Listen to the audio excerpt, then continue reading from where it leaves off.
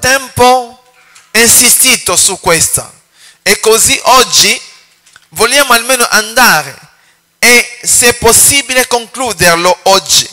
Era Marco 5 dal versetto 21, dove stiamo parlando di un soggetto molto importante, ma oggi toccherò un punto per andare a concludere, così abbiamo già visto tante cose che Dio sta facendo, che Dio attraverso la preghiera Dio ci libera. Amen. Gesù Cristo ci libera di tante cose, e io voglio leggere ancora questa storia e dopo andrò per parlare della morte e della resurrezione. Domenica scorsa abbiamo parlato della rivelazione di questa donna che ha scelto Gesù per la sua guarigione, e noi vedremo che Dio non fa le cose per caso. Leggiamo Marco 5:21. Essendo passato di nuovo Gesù nell'altra riva, lì si radunò attorno molto folla e egli stava lungo il mare. Si recò da lui uno dei capi della sinagoga di nome Gairo, il quale, vedutolo, gli si gettò a piedi e lo pregava con insistenza. Ho detto, così è importante. Gesù, per arrivare da Gesù, prima tu devi gettarti, vuol dire che toglierti di tutte le cose e dopo questo insistere. Ci sono delle preghiere in questa vita, se tu non insisti non avrai la risposta. Dio ha messo questo principio della vita, che per certe domande tu devi insistere per averlo. E come questa donna, il suo problema era reale e lei ha insistito e Dio è intervenuto. Vediamo che questo uomo ha insistito. La mia figlioletta è agli estremi. Vieni a imporle le mani perché sia guarita e viva. E noi parleremo di questo. Gesù andò con lui, molto folla lo seguiva e lì si stringeva intorno. 25. E ora una donna che da 12 anni era affetta da emorragia e aveva molto sofferto per opera di molti medici, spendendo tutti i suoi averi senza nessun vantaggio, anzi peggiorando. Udito parlare di Gesù, venne tra la folla e alle sue spalle gli toccò il mantello, diceva infatti, se riuscirò anche solo a toccare il suo mantello sarò guarita.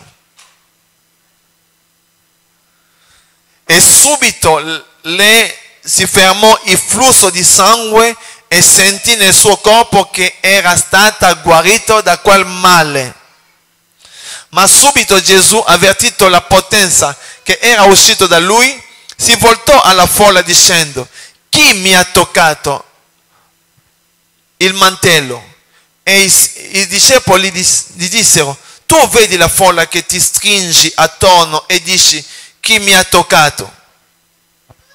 Egli intanto guardava intorno e per vedere colui che aveva fatto questo, e la donna impaurita e tremante, sapendo ciò che le era accaduto, venne e lì si gettò davanti e gli disse tutta la verità. Gesù rispose, figlia, la tua fede ti ha salvato, va in pace e sii guarita dal tuo male. Mentre ancora parlava, dalla casa del capo della sinagoga vennero a dirgli, tua figlia è morta. Tenete bene conto di questo. La tua figlia è morta. Perché disturbi ancora il maestro? Ma Gesù, udito quanto diceva, disse al capo della sinagoga, non temere, continua solo a avere fede. Amen. Non temere. Perché ci sono delle cose nella vita, quando capita, la prima cosa che noi abbiamo è scoraggiarci. Tu almeno ti entri in panica e non sai più che cosa fare. Ma Gesù ha detto, davanti alla morte, ha detto a questo uomo, non temere. continua solo a avere fede. 37. E non permisi a nessuno di seguirlo fuorché a Pietro, Giacomo e Giovanni, fratello di Giacomo. Giunsero alla casa del capo della sinagoga e egli vidi trambusto e gente che piangeva e urlava. Entrato disse loro: perché fate tante spretti e piangete? La bambina non è morta, ma dorme. E essi lo deridevano, ma egli, cacciati tutti fuori, prese con sé il padre e la madre della fanciulla e quelli che erano con lui e entrò dove era la bambina. Presa la mano della bambina, le disse: Talita cumi, che significa fanciulla, io ti dico alzati. Subito la fanciulla si alzò e si mise a camminare. Aveva 12 anni. Essi furono presi da grande stupore. Amen. Quando Gesù manifesta la sua gloria, la sua potenza, le persone vedono la manifestazione della sua gloria. Amen. Se Gesù Cristo non ha ancora manifestato la sua gloria nei tuoi problemi, è il tempo che tu possa iniziare a cambiare il tuo modo di vedere le cose. Cambia il tuo modo di cercare Dio, perché Lui è un Dio reale. Lui è un Dio potente. Se noi crediamo in Lui, noi vedremo la sua gloria manifestarsi nella nostra vita. Lui non è lontano da te, non è lontano dai tuoi problemi, delle tue difficoltà, ma Lui vuole che noi ci avviciniamo a Lui. È importante questa. La storia che noi stiamo leggendo, perché sono due storie che sono legate, che Gesù ha permesso che questa storia possono essere legate, perché stiamo parlando di 12 anni della sofferenza e 12 anni di età di una persona che è morta. Perché a 12 anni la persona, dobbiamo sapere che in Israele, quando una persona aveva 12 anni, era consacrato, entrava in tempio e le persone pregavano, perché aveva già l'età della maturità. È nell'età della maturità che Dio inizia a giudicare i nostri figli. E anche ieri, quando si faceva l'evangelizzazione, mi sono ricordato, ho detto: ma Gesù Cristo non fa le cose per caso. Voi vi ricordate che Gesù Cristo ritornerà e rapirà la sua Chiesa, vuol dire che la Chiesa andrà insieme a Lui. Ma io mi sono ricordato, ma Gesù Cristo, essendo Dio, sapeva che i bambini piccoli non possono rimanere. Perché guarda, se Gesù ritorna e che la mamma va via, ma il piccolo rimane, e chi prenderà cura di questa piccola? Così Gesù ha detto: no, all'età di ignoranza, tutti i bambini con le loro mamma, sì, io ritorno e che le persone sono con me, io lo prenderò tutti loro. Amen. Affinché i piccoli non possono rimanere soffrendo. E questa è la realtà. Ho detto: no, Gesù Cristo non soltanto è Dio, ma è un genio, perché ha sistemato tutte le cose perfettamente.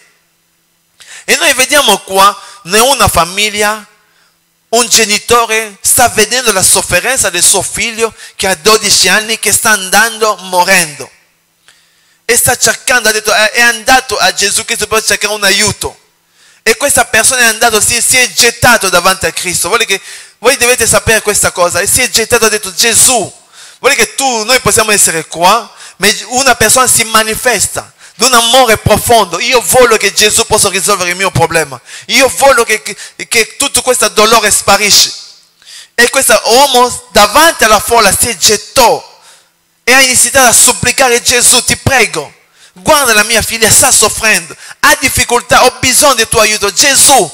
E ha iniziato a insistere. E così Gesù si è girato e ha detto: sia calma, io ti accompagno a casa tua. E mentre che Gesù accompagnava, questo che accade nella vita di tante persone, mentre che tu stai cercando una risposta, accade ogni tanto nella vita, quando tu stai cercando una benedizione, una cosa nella tua vita, che l'altro problema viene ancora a disturbarti. Perché questo uomo che sta andando, si è visto che c'è una donna che aveva problema da 12 anni, che soffriva nella sua vita senza soluzione, e lei ha dovuto toccare Gesù Cristo a cambiare ancora le cose, fermare Gesù Cristo. Mentre che si faceva tutto questo tempo, la figlia che aveva 12 anni, che moriva, che andava, è morta totalmente. I genitori e le persone sono venute a avvertirlo: non disturbare più Gesù Cristo. Ci sono delle situazioni così che tu stai cercando Dio e tu vedi che le cose sono finite, le persone stanno dicendo: ma perché? Non serve più di dire qualche cosa a Dio, non serve più di pregare. Tante persone hanno abbandonato la loro vita cristiana a causa del problema, delle circostanze che sono cadute. Ha detto: non disturbare più il maestro. Gesù ha detto no. Ha detto: non temere. Amen. La parola giusta: non avere paura. Questa è la certezza. Io ho detto, quando noi adoriamo Dio, dobbiamo conoscere questo Dio. Non serve ad adorare un Dio che tu non conosci. Impara a conoscere Dio. Dio si conosce attraverso la sua parola. Nella Bibbia leggi la parola di Dio, inizia a approfondire la parola, inizia dall'Evangelo di Giovanni, inizia a conoscere Gesù. Noi vogliamo una chiesa vivente, una chiesa che legge la Bibbia, una chiesa che che entra in contatto con Gesù. È importante questa, perché il Gesù che noi predichiamo ogni tanto, noi parliamo soltanto di piccole cose, ma la vita cristiana non si vive dentro la chiesa, la vita cristiana si vive fuori la chiesa, nella tua casa, nella tua famiglia, nel tuo lavoro. È di là che si vive, che tu devi dimostrare che tu sei cristiana. Amen. È importante questo. Ma Gesù Cristo, mentre che questo uomo era triste adesso, aveva forse, quando Gesù le ha detto io vado, aveva almeno una sicurezza. Lo sai, tante volte noi preghiamo, tu senti che le cose stanno iniziando a funzionare, ma dopo un po' tu vedi che quello che tu hai pregato è come se il cielo è chiuso, non ti sente nessuno e tu non sai più che cosa succede. Ma di qua voglio più toccare una cosa molto importante in questa storia: la morte di questa figlia di Gairo, questo uomo che era lì, ma la figlia è stata morta. E noi abbiamo parlato, noi vediamo qua c'è una morta, che Gesù Cristo è andato a intervenire. Ma io voglio dirvi, noi dobbiamo sapere che la morte esiste. Amen. Ognuno di noi dobbiamo ricordarci che la morte è una cosa che esiste e la resurrezione esisterà anche, perché se Gesù Cristo ha fatto questa, perché nel tempo di Cristo questa che Gesù faceva non si faceva. Soltanto ci voglio essere, anche quando Giovanni Battista non ha risolto le persone, non ha fatto ritornare le persone in vita.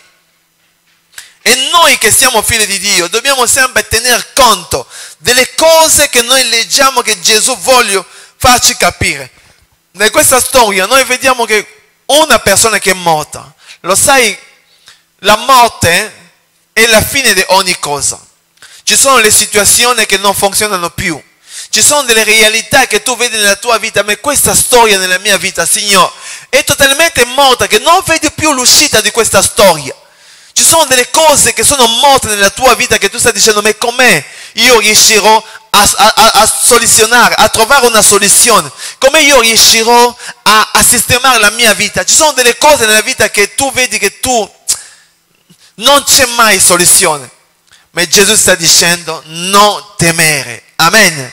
Non devi avere paura. Io so, tu devi soltanto, quella che Gesù ti chiede è la fede. La fede è una cosa, anche se tu non vedi, ma tu devi credere. È importante questa. E se tu e io abbiamo Cristo, dobbiamo sempre sapere che la morte è una realtà che esiste. La resurrezione è una realtà che esiste. La morte è la fine della vita. Amen. la fine di questa vita si chiama morte. Ognuno di noi passeremo lì. Nessuno sarà risparmiato. Tutti, almeno che Cristo, come ha previsto nella sua volontà, scendi e rapisce la sua Chiesa. Ma senza questa tutti noi passeremo alla morte. Come questa realtà? Ma dobbiamo sapere che se c'è la morte, c'è un'altra realtà che si chiama resurrezione. La resurrezione esiste e voi dovete sapere quando questa figlia era morta, dove è andata? Dove in questo tempo che è morta, dove è andata? La Bibbia qua non parla di dove è andata, la Bibbia parla soltanto che Gesù è venuto per fare che la figlia possa ritornare in vita. Ma c'era una cosa importante: questa figlia quando è morta è andata a qualche parte. E noi dobbiamo sapere che nella vita che noi viviamo, quando noi moriamo, questo corpo rimane a terra, ma l'anima tua continua a vivere. E vi ho detto, l'anima tua va davanti a Dio, davanti alla presenza di Dio, per scegliere dove tu passerai la tua eternità. È importante questo. Così Gesù, toccando tutta questa realtà della morte e della resurrezione, per aiutarci oggi di capire, vi ho detto, 12 anni è un tempo che Dio ha stabilito, che parlava di tutto l'universo. Il campione che Gesù ha preso è questa donna, è questa bambina, e così è andato da lei per parlare. Ma io voglio dirti una cosa, che la morte aspetta tutti. Ma se noi non ci prepariamo, non vedremo il Signore. E da questa voglio almeno toccare, andare, in una cosa che Dio mi ha portato a vedere, a sentire, una storia tremenda che io ho sentito e ho detto wow. Ci sono delle cose in questa vita, voi dovete cercare Dio, è importante. Una storia di una donna che si chiama Paoletta. Questa Paoletta, questa donna, era una donna colombiana o messicana, ma viveva lì. E questa donna, lei viveva la sua vita, andava a scuola, e è successo che nella sua vita, all'età credo di 12 o 18 anni, è successo che la sua madre è stata uccisa. Mentre che lei cercava l'aiuto della sua mamma, cercava almeno il coccolo della sua mamma, cercava una persona con cui confidare le sue problemi, la mamma è stata uccisa. Da chi? Da sua suocera, perché la sua suocera usava la stregoneria, usava almeno il voodoo. Le persone che usano il voodoo prendono delle persone che possono mettere dei puntini dentro per uccidere la persona. E così lei sapeva, perché quando la sua mamma è morta ha visto questa cosa di voodoo vicino a lei, ha detto: ma questa appartiene alla mia suocera, ma come mai è qua? E questa realtà l'ha toccato totalmente, che un giorno, mentre che lei andava, ha preso l'autobus, è entrato nell'autobus, andava all'università, e mentre che lei andava, nell'autobus c'è un pulsante dietro quando una persona lo premi, perché almeno l'autista sa che la persona deve scendere, e così lei ha fatto questo, ha premuto, ma l'autista è come sì, perché l'autista voleva passare, mentre che si è fermato c'era almeno il verde, c'era il giallo che scendeva per diventare rosso. Come l'autista voleva passare e non ha tenuto più conto della persona che ha premuto, la porta si è aperta e lei è sceso. E come lei voleva scendere, c'è un vento forte che l'ha preso, l'ha buttato sotto. E quando l'ha buttato, lei è caduto nella terra, boom! E Paoletta è morta subito. E lei, quando è morta, ha sentito le persone gridare: guarda! Direttamente l'autista si è fermato e loro tutti sono scesi per vedere questa. La testa è caduta a terra e il sangue scorreva. E l'hanno detto, wow, l'ha ucciso. E lei sentiva questa, l'hanno ucciso, l'hanno ucciso. E lei diceva, ma che cosa è successo? Lei non capiva. Voi dovete sapere che fra questa vita e l'altra vita la separazione è vicino, è totalmente troppo vicino. E lei diceva, e direttamente si è visto almeno uscire dal suo corpo. E vedeva il suo corpo che era lì, e lei era uscito. E lei guardava il suo corpo. Vedeva una persona, lei vedeva lei stessa lì, a terra, testa a terra, con sangue che scorreva. E lei è uscita, ha detto wow. E sentiva adesso, diceva alle persone non potevano, perché quando una persona muore non c'è più comunicazione. Dio l'ha fatto per non creare disturbo fra noi e i morti. Così almeno non sentiva più. E lei era lì, morta. Ma la sua anima, l'anima tua, vivrà. Ognuno di noi dobbiamo ricordarci di questa. La tua anima è eterna. Non morirà mai l'anima che Dio ha messo dentro di questo corpo, finirà.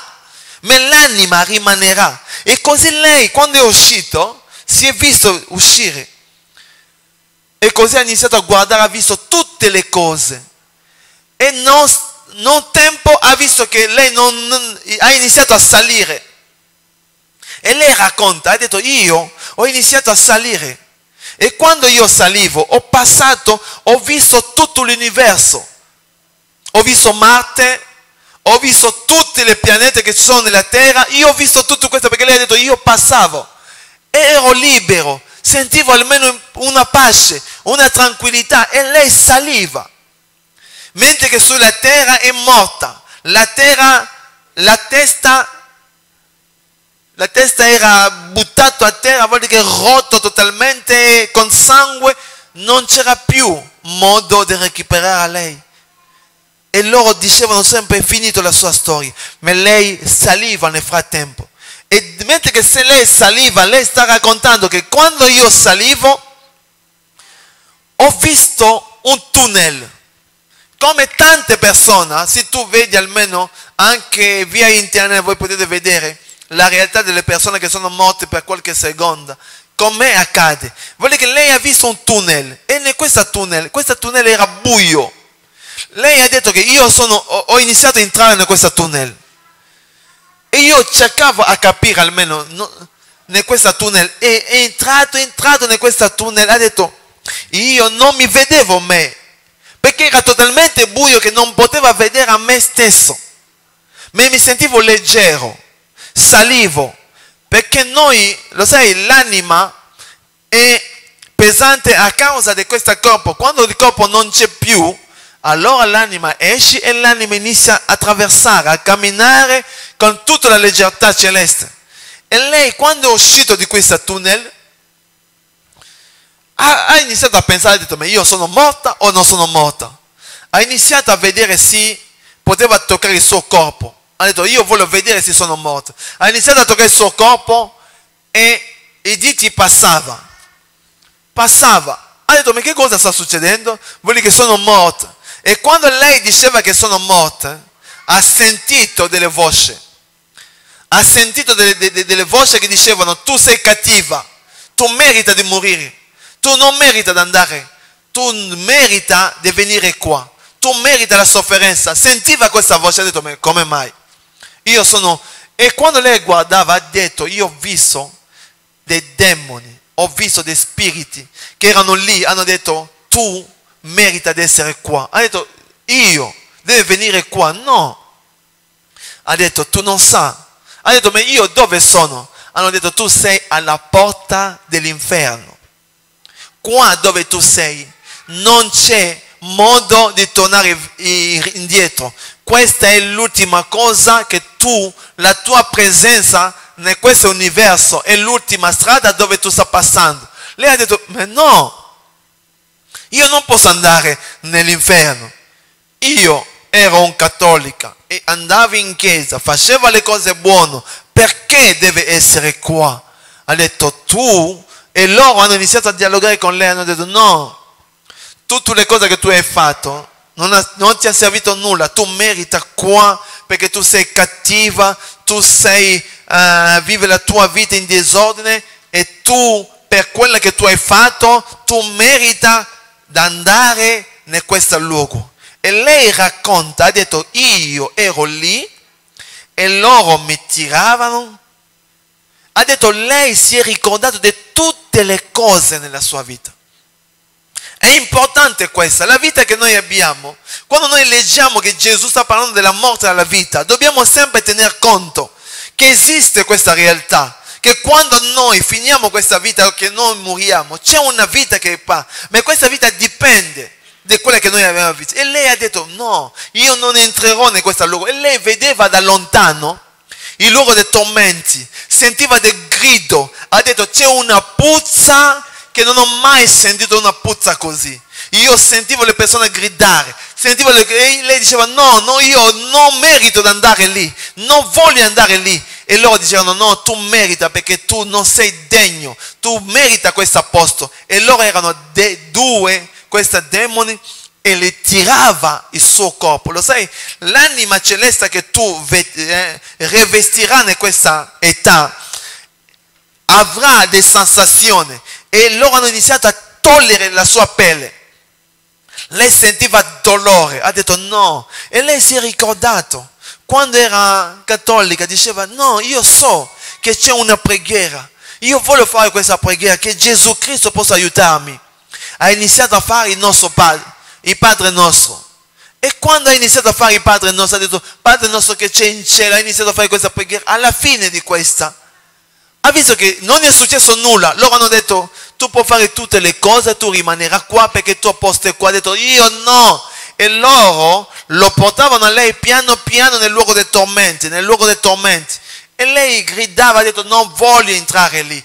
Si è ricordata, ha detto, wow, io mi ricordo che sentiva parlare di Gesù Cristo. E io voglio che questo uomo possa aiutare a me. Non voglio finire lì. E lei ha iniziato a pregare, ha detto, Gesù, io vengo da te, voglio che tu possa aiutarmi, non voglio arrivare lì. Ha fatto la sua preghiera, ha visto che niente è successo. Niente è successo, ha detto wow. E lei soffriva, portava all'ingresso per essere buttato nel luogo dei tormenti. E lei alla fine ha detto no, mi ricordo che sulla terra si parlava di un Gesù, il nome che è al di sopra di ogni nome. Ha detto io invocherò questo nome. Io voglio che questo nome possa aiutarmi. Ha detto, Signore, qua arriva la realtà del padre, della figlia, si gettò. Lei ha insistito, ma non era in questa terra. Dio ha dato una grazia a lei, ma questa grazia non è data a tutti. Lei ha avuto questa grazia, ha iniziato a insistere e ha detto, Signore, io veramente riconosco che ho peccato davanti a te. Questa è la chiave. Signore, mi sono comportato male, io ti chiedo perdono. Se tu ti sei Gesù, aiutami. Non voglio arrivare lì, perdonami e salvami. Quando ha detto salvami, voi non potete sapere che cosa è successo. Direttamente si è visto capovolgere, boom, si è tolto nel luogo dei tormenti e si è visto andare in un luogo di pace. Da una sofferenza totale è andato in un luogo di pace totale. Vuol dire che se Cristo è con te, chi sarà contro di te? Anche i demoni non hanno potuto resistere quando lei, di tutto il suo cuore, ha detto Signore perdonami. E quando è andata dall'altra parte, ha detto, lei racconta, ha detto, io ho visto un luogo bellissimo. Ho visto un luogo che non pensava che esisteva. Ho visto una cosa gloriosa e io mi sono chiesto, wow, questo mondo è glorioso. Voi è un mondo di Gesù Cristo. E da lontano lei ha visto Gesù, che Cristo si è avvicinato a lei e ha iniziato a dire a lei, lo sai perché sei qua? Lei ha detto sì, perché mi sono pentito e sono venuto qua. E Gesù ha detto, lo sai che cosa ti ha portato nel luogo delle tormenti? Ha detto perché la tua vita non era una vita che mi glorificava. Tu camminavi, tu facevi le tue cose. Ha detto, ma Gesù, ma io ero un cattolica, io vivevo dentro la chiesa. Ha detto, no, io ti dirò come tu devi fare adesso per cambiare, perché dove le cose che tu facevi non mi piaceva, e così tu sei andato a finire lì. Ma Gesù ha detto, tu lo sai ancora perché tu sei andato a finire lì? No, ha detto, tu sai che quella donna che ha ucciso la tua mamma, quella donna lì, ti sei arrabbiato, totalmente arrabbiato, che tu aveva odio verso questa donna. Perché questa donna l'ha fatto così? Per questo odio, rancore che tu non volevi perdonare, questo è il grande peccato che ti ha portato nel luogo dei tormenti. E lei ha detto, wow. E Gesù le ha detto, se tu non perdona questa donna, tu devi ritornare nel luogo dei tormenti. Lei ha detto, no Gesù, non voglio tornare più lì, io voglio cambiare, non voglio più andare lì, e così io voglio perdonare a questa donna.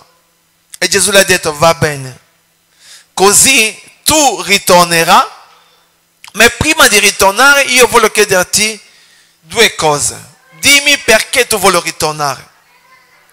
Lei ha detto, io voglio ritornare perché ho visto che mio genitore, mio padre sta piangendo di me. E lei ha detto, che cosa tu vuoi ancora fare sulla terra? Ha detto, perché io voglio formare una famiglia. Gesù ha detto, per questa va bene, ma ricordati, per formare una famiglia tu devi conoscere a me. Vuol dire che non ti sposerai subito. Quando tu ritornerai sulla terra, io ti porterò dove tu incontrerai la vera parola, e così tu sarai cambiato e io permetterò che tu possa sposarti. Amen. Voi vedete almeno una storia gloriosa che Dio ha fatto nella vita di questa donna? Quando io l'ho letto ho detto wow. E Gesù le ha detto, adesso ritorna. E lei era ancora all'ospedale con una testa, lei dice che come due palloni grandi, la sua testa era diventata grande,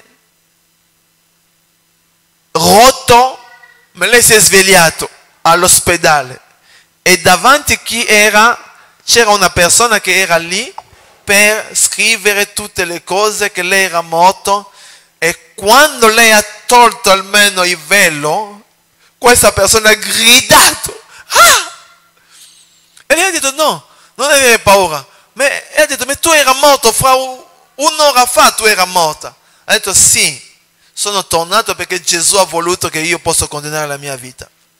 E lei ha detto, come la sua testa era totalmente rotta, i medici dicevano, ma come tu riesci a parlare, a reagire mentre che la tua testa è totalmente rotta? Loro hanno detto, ma no, questo soltanto è un miracolo, perché una persona come te non può vivere. E lei ha vissuto 3 mesi, hanno iniziato a recuperare tutti i suoi sensi, piano piano ha iniziato a recuperare la sua vita, e finché Dio ha permesso che lei poteva incontrare Gesù e che la sua vita poteva essere cambiata. È questa che io voglio dire a te che sta sentendo questo messaggio, che esiste una vita dopo la morte, ma questa vita, come il figlio di Giairo è andato morendo, ma Gesù è andato a dare vita a questa persona. Tu e io un giorno noi lasceremo questa vita. La cosa più importante, o tu vai nel luogo dei tormenti o tu andrai nel luogo di gioia. Sei tu a scegliere. Luogo di gioia dipenderà dalle buone cose di Gesù Cristo che tu stai curando sulla terra. Così ognuno di noi dobbiamo riflettere la strada che tu stai scegliendo. Cammina e persevera. Amen. La vita cristiana si cammina e si persevera. Gesù conosce i tuoi problemi, Gesù conosce le tue impossibilità. Lui è qua per aiutarti a cambiare la tua storia. Sì, le cose non funzionano, lui ti sta dicendo che è possibile che le cose iniziano a funzionare. Sì, ci sono le cose che sono morte, che non hanno vita dentro di te, inizi a credere e tu vedrai. Lui ha bisogno della tua fede, di una persona che sta insistendo, e tu vedrai che lui cambierà per sempre la tua storia e tu passerai dalla tristezza a una gioia completa. Amen. Acclamiamo forte il nostro Gesù Cristo. Alleluia.